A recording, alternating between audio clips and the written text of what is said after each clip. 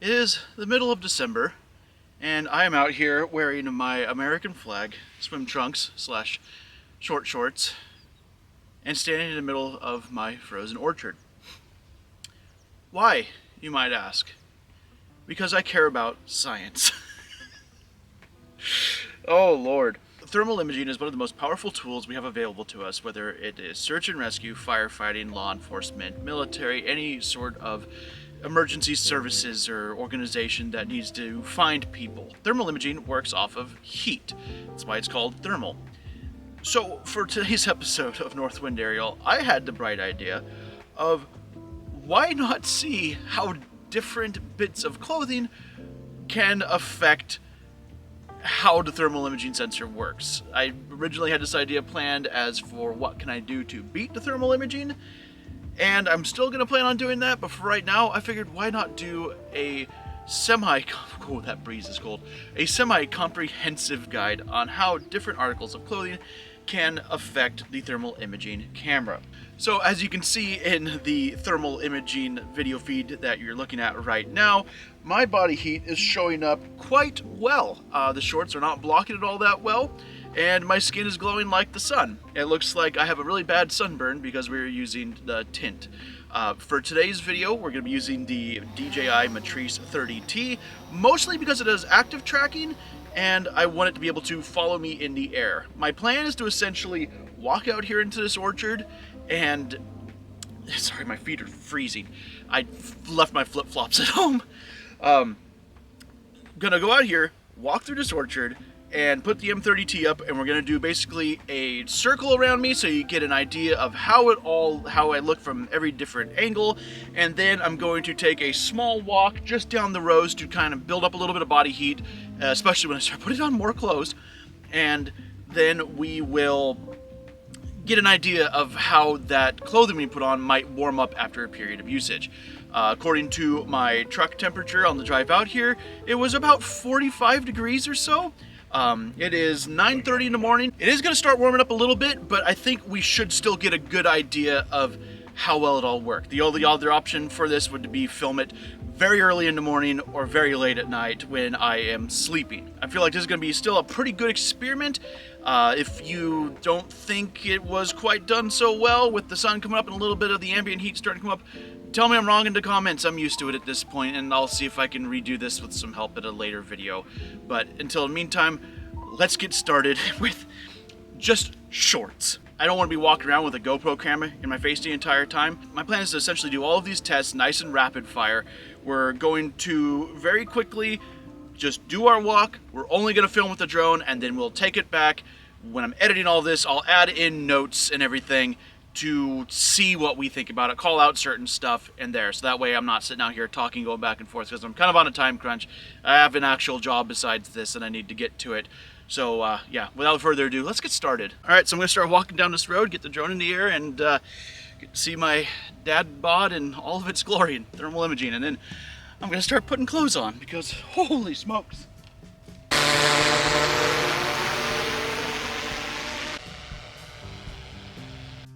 To the absolute surprise of no one, just a pair of short shorts does not protect you from the prying eyes of the thermal imaging sensor really at all. It provides a modicum of protection around the waist and hem of the shorts, but if you're trying to run from Skynet wearing just a pair of shorts, good luck to you. On the thermal footage, you will see sometimes it will freeze for about a half a second or so. This is from the camera recalibrating itself. It's something you can't avoid and doesn't make for the greatest footage, but it's imperative to make sure that the thermal imaging camera works precisely. At the end of every thermal test, I stopped, T-posed, and did 180 degrees, so you get a good photo of what it looks like when I'm not moving. This is just to really give a good idea of exactly how the thermal imaging camera looks from every single angle. One part I found very interesting, especially in this clip, is you can see the American flag design on my shorts. The stars and stripes actually have completely different thermal imaging aspects to them than the rest of the shorts. Just a neat little bit. Let's let Tim go warm up now. This is freezing. Alright, so now I've got a little more clothes on, slightly more warmer, still wearing my patriotic colors.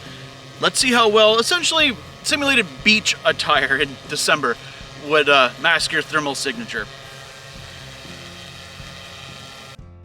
This outfit I'm wearing is pretty much paper thin and is made of 100% polyester, which is kind of a theme I saw going throughout the entire video. Polyester seems to beat out every other material that you could ever wear. If you look closely, the area above my spine has really no heat bleeding through it at all. This is mostly because the shirt is really not touching me there at all. It's mostly suspended on my shoulders and rippling back muscles, and that keeps it away from my skin along the spine, so the material doesn't heat up at all.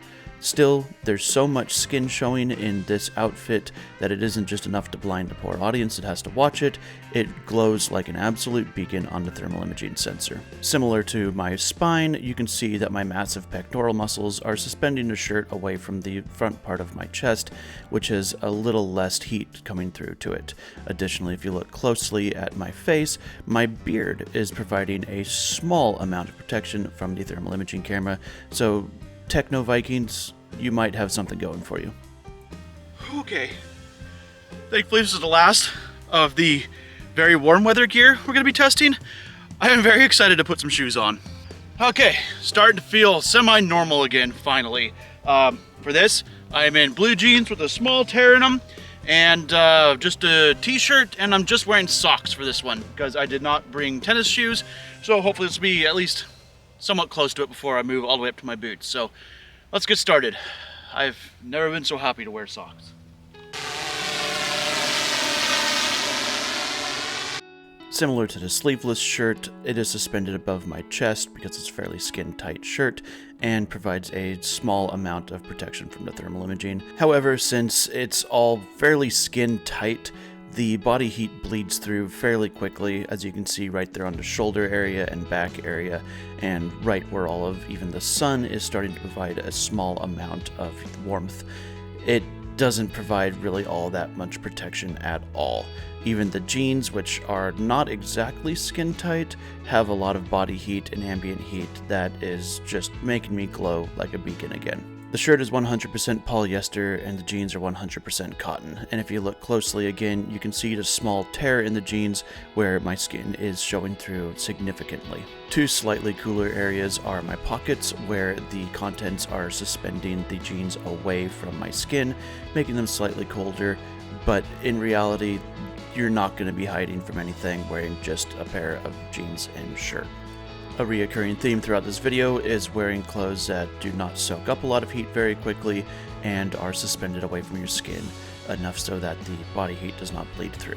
Additionally, the socks provided no protection from the thermal imaging camera, and if you look closely you can see the bottom of them are actually a lot cooler than anything else. This is because the ground is freezing, which made my feet freezing. Alright, now we moved on to something that I pretty much wear every single day, which is blue jeans, boots, shirt, kind of a nice flannel, and then my hat. So this is going to be kind of a nice, good baseline for a normal human being, as normal as I can be. The flannel I'm wearing is a blend of cotton and polyester, and the boots I'm wearing are leather work boots. The flannel shirt provides a fair amount of protection where it's allowed to hang a little bit more loose and baggy, but the heat still comes through pretty significantly even after just a couple seconds of wearing it. You can see that the boots provide a fair amount of protection while they're underneath my jeans, suspending the jeans away from my legs. The hat provides no real protection except for on the bill, which is a hard piece of plastic wrapped in fabric completely suspended away from my skin. But as you see as we pan out, from a distance the shirt actually provides an adequate level of protection from the thermal imaging camera. Not enough where I'd trust my life to it, of course, but it's a good mental note to make if you're trying to find someone who is wearing a flannel shirt, that you might be trying to look for their jeans instead, and if you're trying to hide from the drone, your flannel shirt's probably not going to protect you all that much. One other factor that came into play during this that I didn't completely plan for, because I am not the brightest bulb in the garage, but the sun was definitely starting to provide a lot more thermal energy on my back. So as you see, when I start turning around, the front part of me facing away from the sun is a lot colder than the back part of me, specifically the back left portion of me that had most of the sun's warming energy faced on it. So this is not the greatest, most ideal terms for doing all of these tests, but it is a real world scenario for when you're trying to evade a drone or find someone with a drone in a cold scenario in the middle of the day. The front portion of my shirt is veritably cold, while the back side of my shirt is quite warm. At this point, I'm just getting good exercise. All right, now I'm really setting up for winter. Wearing one of my favorite, comfiest, thickest sweatshirts I have from the boys. And yeah, this is kind of what I would expect someone who might be out wandering around in the wintertime to wear. So I still have the flannel on underneath this, so even more layers of fabric between my skin and the jacket. And I'm gonna keep the hood on, and we'll see how it looks. With this test, we can see that bunch of layers does not always equivalate directly into thermal imaging protection. Sure, I have a lot more layers between my skin and the outdoors, but the fact that the sweatshirt is now pressing that flannel directly onto my body more means you get a lot more thermal bleed through from your skin. Again, the back side of me is much warmer than the front, and you can see that the hood provides a fair amount of protection around the edges, and if you turn your head down, you can protect your face from the thermal imaging camera, but even the front portion of the sweatshirt is a lot more warm than even the flannel was just by itself. You can see I rubbed my jacket for a little bit right there with my hand to produce some friction, and it significantly made the front portion of me a lot warmer. It'll come as very little surprise, but when I move the hood of my jacket back, you can see that my head is quite warm compared to everything else. So if you're going to be out in the field, having some sort of hood will 100% give you more protection against the thermal imaging camera than just a hat. All in all, I'd give this outfit an adequate protection level against thermal imaging, but as long as you don't have anything else around you that's giving off heat, you're still gonna glow bright like you're the only lit candle in a completely dark room. You can see everything else around me from the ambient temperature is very cold, and I glow. All right, so for the next couple of tests, we're gonna do them really rapid fire. I have 3 different jackets that are all waterproof of sorts. 2 military jackets, 1 civilian jacket. They're essentially windbreakers, although one of the jackets actually wear it through my entire deployment, has a lot of thermal insulation in it. That should keep us nice and warm, and we're gonna put that on, but we're gonna run through them really quick. 1, 2, 3, because I think they're all gonna be basically along the same lines. All right, so civilian style windbreaker, no real insulation to it, maybe medium at best, light. And I took off the fleece underneath, the flannel underneath, so it should be not as warm. The difference between this 100% polyester windbreaker style jacket and the 100% cotton sweatshirt is stark. Sure, you can see the sun's radiation warming up my back right there, but when you pan around to the front, the jacket starts to blend in with the background fairly well. The difference between my jacket and jeans too is pretty significant in the amount of thermal energy it protects you from. You can see at long distance, however, the camera still picks up pretty much every bit of body heat. This is after I'd been walking for a good minute or so the warmth from my skin is starting to bleed through the jacket, and the sun's warming rays are making me glow very, very bright. So I'd still put the jacket around a adequate to good level of thermal imaging, but only for a short amount of time. All right, now we moved up to one of my military jackets. I probably put it at a medium insulation, called it ABSGs when I was in, and it's one of my favorite jackets I kept from the military. See how well it works. This jacket might have more insulation than just the windbreaker I was previously wearing, but the windbreaker's insulation works best because of the fact it's separated from your skin. This jacket is a lot tighter and has a lot more thermal bleed through a lot earlier. This jacket is also about 15 years or so old at this point, considering it was old when I found it in the throwaway crate in Kuwait, but it still keeps me nice and warm on these wintry days, but it doesn't appear like I'm going to be hiding from Skynet with it anytime soon. Yeah, the warmth on that one came through the jacket pretty quickly. In its defense, this is a very old jacket, so let's try another very old jacket that has not seen anywhere near the wear and tear this one has. All right, so this is an ABU Goretex jacket. This was actually issued to me in tech school, and I've rarely worn it because once I got to my main base, all I wanted to do was wear a fleece.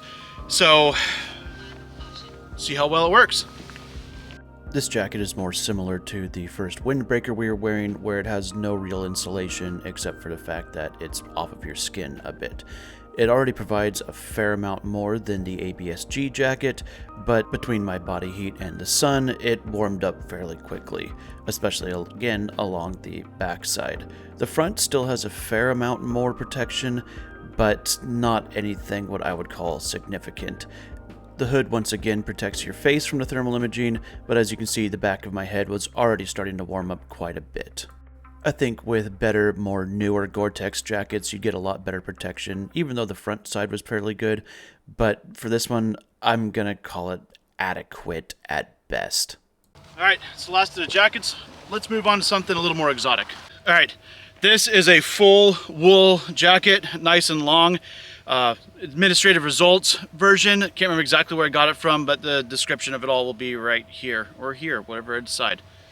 It turns out wool warms up fairly quickly in the sun, as seen by the fact that although this jacket was sitting in the cold shade right until I put it on, within just a couple seconds of it being on my body, it is just as warm as my jeans. Part of me had hoped for a little bit better showing from this jacket, but it was never designed to fight off thermal imaging cameras. It was mostly designed for LARPers like me to wander through the woods and pretend we're cool gun tubers, but for fending off the red eye of Sauron that is flying on the drone, yeah, wool is not the way to go. Even the hood has a significant amount of more thermal energy bleed through than any of the hoods we had seen up to this. All right, continuing on with the kind of old world materials, I have this leather duster. Can't button it up in the middle because I'm trying to keep the controller out of the view as best I can. So if you're hunting down cowboys, let's see how well this works. Sorry, I don't have a cowboy hat. Similar to wool and cotton, this duster, which is not made of real leather, soaked up the sun fairly quickly and really only provided a good amount of protection away from the skin areas, such as the hems of the jacket and right around the front, which was suspended fairly significantly by the wool jacket I was wearing underneath it. I was hoping for a better showing from this duster because I'm a huge fan of trench coats and dusters, but this did not really work all as well as I hoped. It still just soaked up the heat and retained the heat way too much to provide really any sort of what I would call adequate protection. If you looked closely, you could see that where the creases in the arm sleeves met and basically connected, the friction or body heat from them translated to a fair amount of thermal bleed through. All right, now we're going from more animal-based products to full synthetic. This is a tactical poncho, and let's see. This poncho combines two of the key elements to avoiding thermal imaging, which is being a synthetic material and keeping a lot of the material off of your body. You can see it acts as sort of a smoke screen between me and the thermal imaging camera, and really the only heat you can see on it is where the sun rays are falling on my back, where it's touching the most. All of that heat you see on the front of me is my hands holding the controller, which unfortunately was unavoidable for this test. You can still see a fair amount of heat coming off of my face through the hood, but compared to everything else, it's significantly better protection so far. I think on a fully cloudy or even a rainy day, this poncho would excel, especially if I could find some way to prevent the heat from my legs from soaking out. You can see as I put the controller away and put my hands underneath, a lot of the heat completely disappears. Sure, there's still some there, but a lot of that is from the ambient temperature of the sun. Looking at it from this top-down view, you can see exactly what I'm talking about. The poncho pretty much blends completely into the ground, and really the only heat of any significance you can see is coming from my legs, hands, and the top of my head. So a couple different angles would really make this excel even better, and I think I'm really going to put this poncho aside for future testing in many other different thermal imaging capabilities. It's not perfect, but I would absolutely give this poncho a good rating of protection. Alright, now I'm wearing all of my Tec-Gen gear and my Northwind aerial beanie, as well as some working gloves. So this is the sort of stuff we'd wear on vehicle accidents or vegetation fires, something like that. Provides a little bit of insulation from the outside, and mostly is just for protection against open flames from vegetation and tears from vehicle accidents. Tec-Gen is one of the more unique materials that I have worn for this test. Reading up on it really quickly, it says it is a carbon shell around a viscoelastic core. What does that mean? I don't know. But it seems to provide a fairly okay level of protection against thermal imaging, significantly around the chest and leg area. I am wearing my jeans on underneath the Tec-Gen pants, so there's even a more couple of layers between the Tec-Gen and my skin, and although there's a fair amount of thermal bleed through, it's still significantly better than just my standard blue jeans. These were created not to protect against thermal imaging cameras, they're meant to protect against actual thermal heat sources, but for doing something they weren't designed to do, they worked fairly okay-ish. You can see the built-in knee pads do a pretty good job of protecting from the thermal imaging camera, and the jeans did a pretty good job overall, but if I was forced to choose, I'd put them both in the adequate level of protection against thermal imaging. Alright, this is a fully insulated suit for any snow search and rescue operations. It is a full set of coveralls, plus a parka, plus insulated gloves. So obviously you're not going to be hiding from any normal camera while you're walking around looking like a giant carrot, but the fact that this suit is designed to trap heat in and keep water out means that it provided a pretty adequate level of protection until you got over to the side where the sun is beating down on me. The front portion not facing the sun still had a pretty good reduction in thermal energy that was picked up, but you can see several problem areas are my boots, my hands, and my face. These areas are always going to be problem areas if you're trying to hide, or good areas to look if you're trying to find, because they're always going to have the most friction, they're always going to be doing something, they're always going to be staying warm, and your face, you're going to always be exhaling and needing to breathe, so there's always going to be some warmth generated there, no matter what you're wearing. As for the suit itself, I would definitely place this into the good, maybe hedging on great levels of thermal protection. However, I started to heat up in this very, very quickly. I had sweat running down my back just walking all the way down here, and I don't know how well this is going to be suited for long-term operations where you're needing to hide from the drone. But still, good to know if you're trying to find someone who's lost in the mountains, wearing a full suit like this to stay warm. You can see around the leg and thigh area, the friction created there has warmed them up significantly, and again, the creases on the jacket where they are pinched together warm up fairly quickly. But again, overall, pretty good. Definitely get warmed up a little bit more in this one. Alright, for this one, wearing about as good of an installation as you will ever find. These are fire department turnouts. These are actually my specific turnouts, and these are meant to protect us firefighters from extremely high temperatures from structure fires where it is burning hundreds of degrees, and this is meant for us to be able to go into burning buildings and put the fire out. So if there's any, this is as thick as insulation as we're going to find today. Right off the bat, you can see that these provide the best level of protection that we've seen today. Except for the controller, it's pretty hard to see any real heat coming off my face. My controller and my face being really the only bits of warmth on this. Until you swing around to the back and you can see that they're heated up fairly quickly from the sun already. Still, facing away from the sun and even off to the side where it's not beating down, the Firefighter Turnouts provide very, very good protection. The only problem is they are very heavy, they are very bulky, you get warmed up in them very quickly, and if you're needing to hide from drones, I don't think the first thing you would think of would be to go throw on a giant set of Firefighter Turnouts. However, this is still great, useful information. For instance, if you have a firefighter that's lost and you're trying to find them with a thermal imaging camera, just know that their turnouts are going to be blocking a lot of that thermal energy you might be looking for. Good thing most turnouts are made to be very reflective, so you should be able to find them on the wide or zoom view camera. But if they are completely masked up, they have a full-blown BA on, there's a good chance you're not going to find them on a thermal imaging camera. From a significant distance away, the turnouts turn to be almost invisible on the thermal imaging camera, and you have to bring yourself in close in order to start differentiating between the person and the landscape. After a fair amount of time walking around, you can see the same areas where there's a lot more friction, a lot more movement.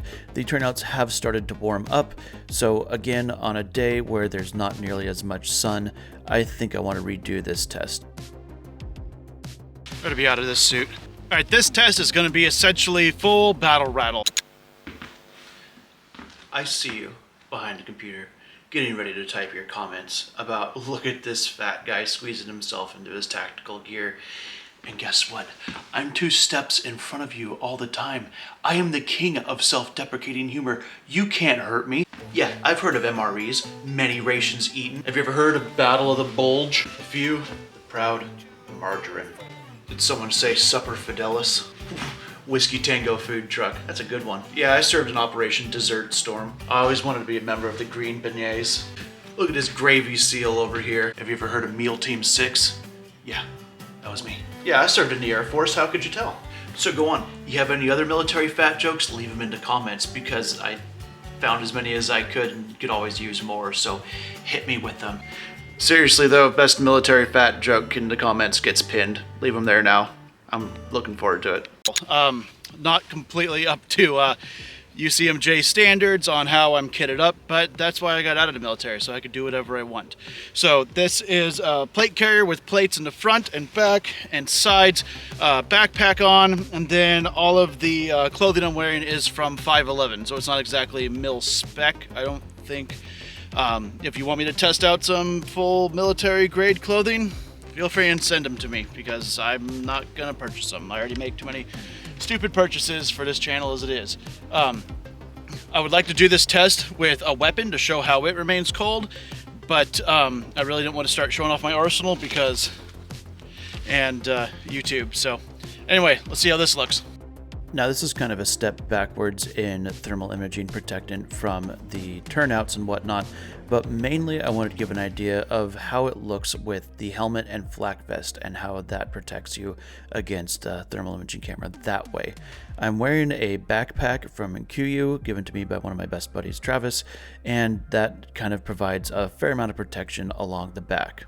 You can see the clothing has thermal bleed through immediately, whereas my plate carrier, helmet, and backpack remain fairly cold. So if we could just build all of our soldiers' uniforms out of plate carriers, we'll be good.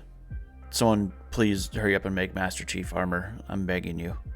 Looking at the spin and turn, you can see there's really no significant heat bleed through the plate carrier and helmet.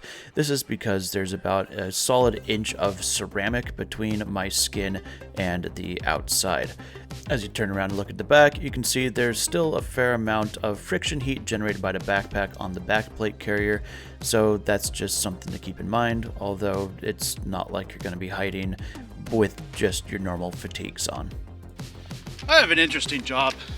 So this brings us to our final test of the day. Can't see. So that brings us to our final test of the day, the Ranger Cloak from Knightweave. This is definitely not meant to be a thermal imaging protectant, but it's got nice faux fur in the center of it and a pretty good, nice soft blanket style exterior. So I've had pretty good look with this already before. Let's see how it fares. Where was Gondor when Westfold fell? Similar to the wool coat that I have for administrative results, I bought this purely because I like to LARP in the woods as someone who spends their day looking for mushrooms and frogs and eating nice toasted meals over the fire. Anyways, I got this because it looked cool, and when I used it for the Halloween video I put out, I noticed that it actually did a fairly good job of protecting me from being seen on a thermal imaging camera. just like every other piece of clothing that we've tested so far, the sun's rays really were shining at this point and providing a fair amount of heat on my shoulders, but for the most part, the cloak worked really, really well. You can see from this angle, except for my hands and the controller, it shows up not all that great on the thermal imaging camera.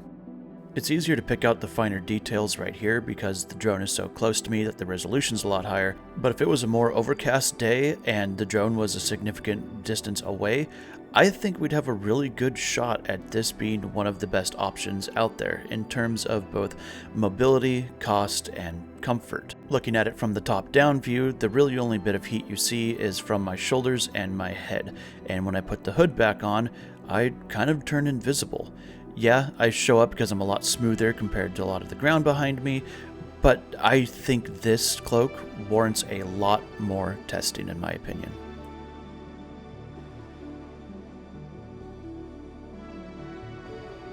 Alright, so that's going to wrap it up for the filming portion of this. Let's go back, start taking a look through this, and see what worked best. Do some after analysis, and get some breakfast. Thanks, Past Tim. So what do you guys think of the tests? What could I have done differently? What could I have done better? What do you think was the best thermal imaging protectant that I wore? And what would you like to see me expand on? I know I could have already done this better by not doing it while it was bright and sunny, so I will see if I can redo this while it's pretty overcast before the winter is over. If you guys want, I would even be willing to redo this test in the pitch black of night when there's no thermal energy coming from the sun, or while it's pouring rain to see how all of this stuff is affected by the pouring rain. I'm only going to go out and suffer in the pitch black and pouring rain if you guys hit that like and subscribe button, because if I'm going to go out and torture myself for your guys' entertainment, the least you could do is feed my YouTube analytics. Thank you so much for watching. I'll see you guys next time.